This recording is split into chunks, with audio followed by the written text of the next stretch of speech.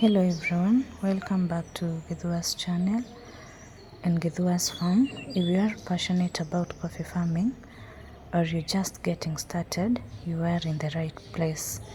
Today we are diving into a critical step that sets the foundation of a healthy and productive coffee farm, that is whole filling before planting your coffee, and also what to do when you have filled the hole.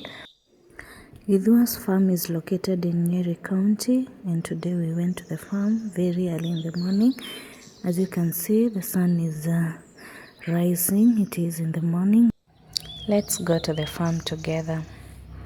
So in today's video, we arrived at the farm. So in today's video, we're going to talk about hole filling. And if you want to know the ideal hole that you're supposed to dig for your coffee, you can watch our previous video, because we have a very simple step-to-step guide on how to measure your land and how to dig the hole. So as you can see, Githua and his farm manager, they're just confirming whether the hole is at the right place. In the previous video, we explained all these measurements. So you can visit the previous video and you will get educated more. So they have confirmed that the hole is at the right place, and now the next step now is filling the hole. So you may be asking yourself, which soil are we going to use to fill the hole? As you can see, I was just confirming the distance from one peg, that is the peg in the previous minutes, and where the hole is, and we said that distance should be 9 feet, and we explained why it should be 9 feet, and we also said that the width and the diameter of the hole should be 3 feet. So having said that, that is very important. Let us now fill the hole together. One, we started by leaving the hole to rest for 2 weeks. And you may be asking yourself, why is it important to leave the hole rest for 2 weeks? One is for soil aeration, because freshly dug soil is usually compacted around the edges. Letting the hole stay open gives it time to aerate naturally, improving air circulation in the surrounding soil. And this will help the roots to breathe better once you plant your coffee. So we also decided to just take a rest before we do the whole thing. We needed the hay, that is why you can see that bay of a hay. And now we want to start filling our hole, and this is very key. And we are going to put that hay that you've seen there. Githua and the farm manager, they are going to show us the amount of hay that we should place there. This one hay you can use to plant. You can use it to plant like four coffee trees or 4 coffee plants. But for this demonstration, we are going to put a lot, because we do not have another hole that we have dug, so we do not want this hay to become a waste. So we are going to loosen the hay. We are not going to put it compacted, and it is because loosened hay allows air and moisture to move through it easily, and this helps microorganisms to break it down faster, turning it into humus, that is an organic matter that feeds the young coffee plant. It also prevents compaction. If you put hay in the hole tightly packed, it creates a hard, suffocated layer that roots may struggle to grow through. So loosening it ensures that the hay remains light and fluffy, allowing roots to penetrate easily. And also, loosely placed hay absorbs and holds water better than compacted hay. It allows excess water to drain, preventing waterlogging, which can damage the young roots. So as you can see, we have put half of that hay in the hole, loosely packed, and it is also to encourage root growth. And now we are going to fill the hole with the top soil. And the reason unto why we are going to fill the hole with the top soil, as you can see, he's not using the soil at the downside. He's using the soil at the sides of the hole, and that is the top soil. And the reason we use the top soil is because Topsoil is the most fertile layer soil because it has organic matter. It also have nutrients like nitrogen, phosphorus and potassium that are very important in planting our coffee, and also it has microorganisms that helps plants to grow. It also encourages health root development because topsoil, as you can see, even as he's using it to fill the hole, that soil is loose and it is well aerated, making it easier for the young roots to grow and to spread out. The other thing is that when you refill the hole with the topsoil, we avoid the poor subsoil that often is harder soil, and it contains low nutrients, and it is also poor at holding water, and it can also make it difficult for roots to grow through. So as you can see, we filled the hole. Half of the hole is filled with the hay, and we explained why the hay should be loosened. So maybe now I can explain to you. Then the other half, we are going to fill it with the topsoil, as you can see, and I've given you the reasons why we are filling it with the topsoil. So maybe I can just explain the reason onto why we first of all put hay down the hole, the half of the hole, and the other matters that you can also put in the hole if hay is not readily available to you. Well, when we add hay into the hole, it breaks down over time and it turns into the rich organic matter that will help feed the young plant and keep the soil loose and airy, and also holds the moisture. And this will create the perfect environment for strong root growth. Hay also supports soil life, those small microorganisms and earthworms that help our soil stay healthy and productive. But if hay is not available, don't worry. We can use other materials like chopped banana leaves, chopped maize stalks, chopped bean plant leftovers, and just make sure that what you use is clean and will rot down easily. So avoid putting fresh animal waste or deceased plants into the hole because they can harm your seedling instead of helping it. Remember, the reason why we are doing all this and we are cautious about this soil preparation, it is because good soil preparation means good harvest. So take your time to give your coffee plant the best start right down in the hole. So you can see now Githua has decided to help his farm manager. They are filling the hole, and as you can see, they are looking for this topsoil all over that hole.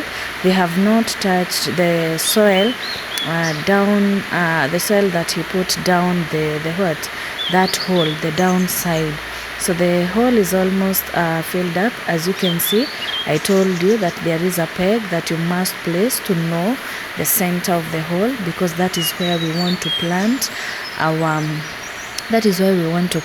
coffee.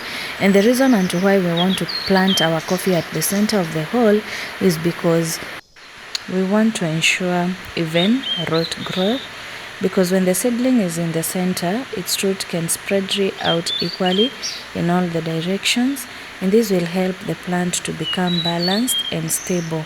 It also prevents the plant from leaning or falling, because if the coffee plant is planted off the center, the coffee tree may grow crooked or lean to one side, especially in wind or heavy rain. The other reason is because it protects the stem from soil erosion, because especially it reduces the chance of water running directly at the stem. This prevents exposure of the roots or stem rot caused by stagnant water.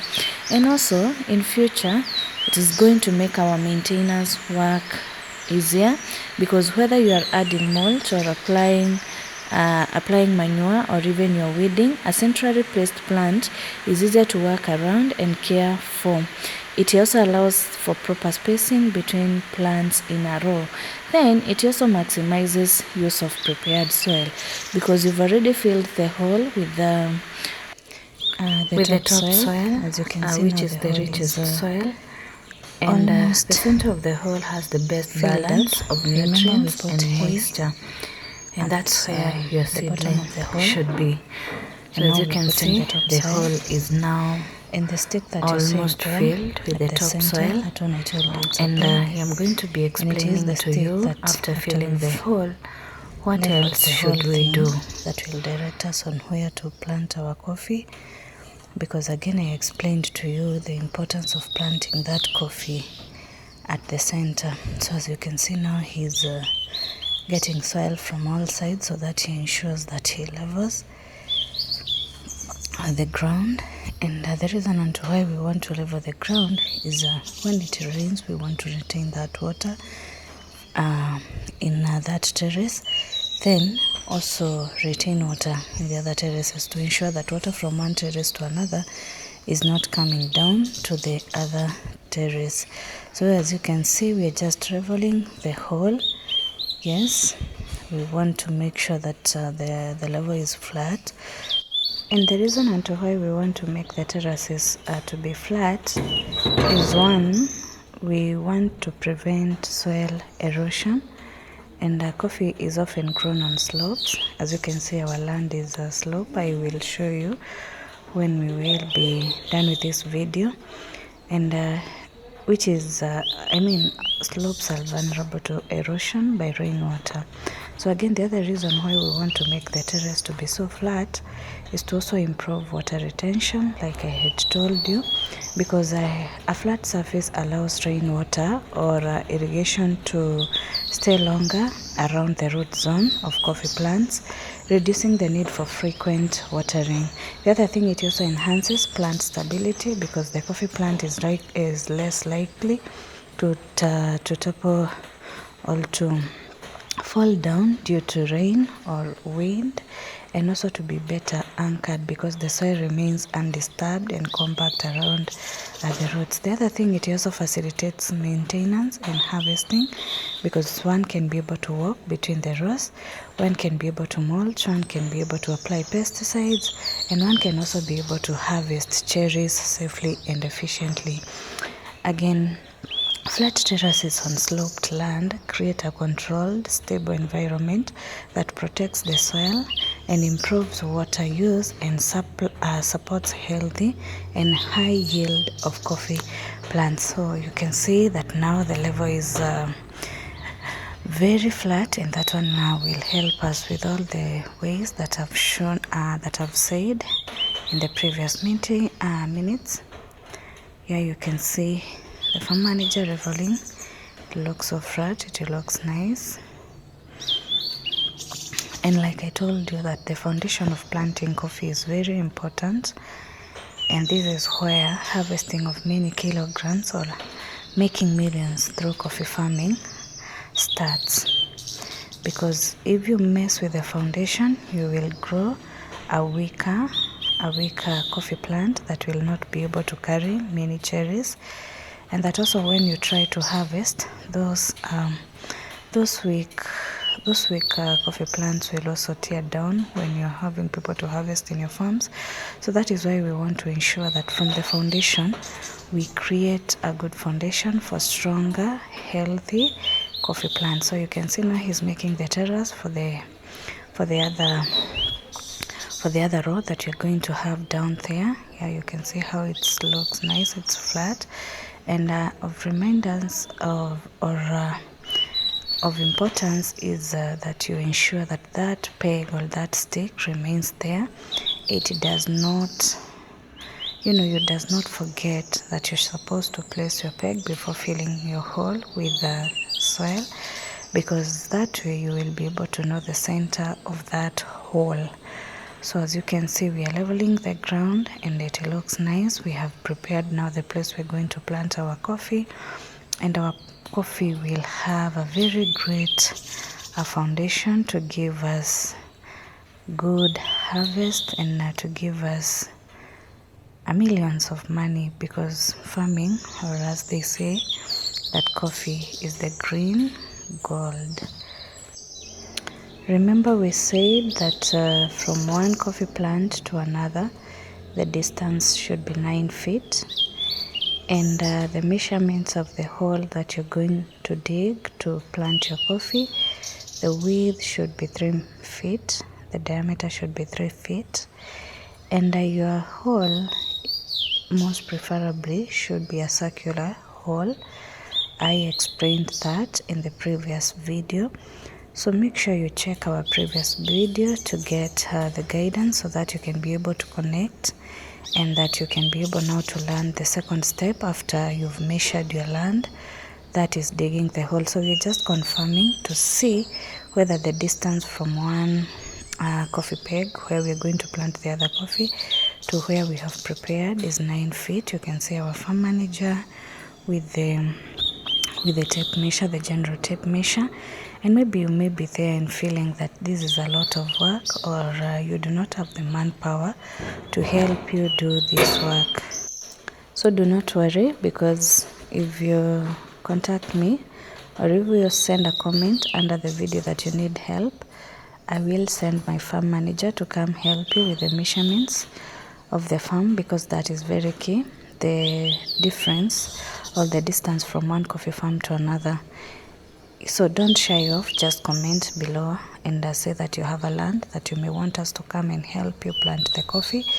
Don't let your land remain idle while you can just make millions while you're seated wherever you are, because coffee farming is the only farming that does not require you to be in the farm always, because once you plant your coffee, like we are going to show you, you just leave it like for 2 weeks, you come, you spray. So that coffee farming, again, it's also the farming that can give you large amounts of money together in one, when people are getting paid. So as you can see, our land is sloppy. This is a land that we have leased. It is not our land. So again, do not give an excuse that you do not have a land. So you can see how we have prepared our land. I am going to tell you why we put hay in the previous, in the next video, and what else you should put on the soil before you place your hay. And you can see that stick is still there, the stick that we put, or the peg that we put while we were digging the hole. So this is our land when we prepared it, and this is Githua's farm. Welcome to Githua's farm, and feel free to just contact us for any help. We are going to come help you clear the land, measure the land.